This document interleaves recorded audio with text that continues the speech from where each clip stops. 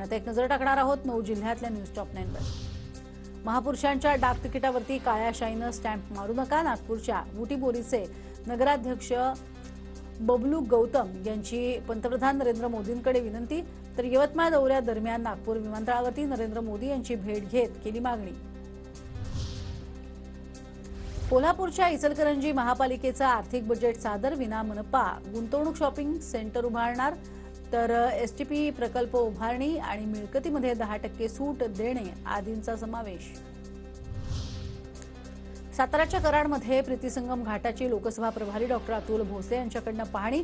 घाट परिसराच्या सुशोभीकरणासाठी शासन स्तरावरती प्रयत्न करणार असं आश्वासन। भंडाऱ्याच्या जिल्हा परिषद कार्यालयासमोर ग्रामपंचायत कर्मचाऱ्यांचं आंदोलन। विविध मागण्यांसाठी कर्मचारी आक्रमक।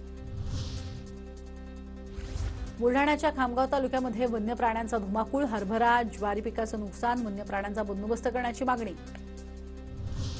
वाशिमच्या कृषी उत्पन्न बाजार समित्यांमध्ये तुरीच्या दरात पुन्हा घसरण। तुरीच्या सरासरी 10,000 रुपये प्रति क्विंटलपेक्षा कमी दर मिळाल्यानं शेतकरी चिंतेत।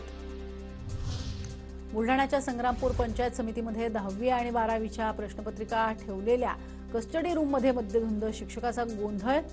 हा प्रकार व्हायरल।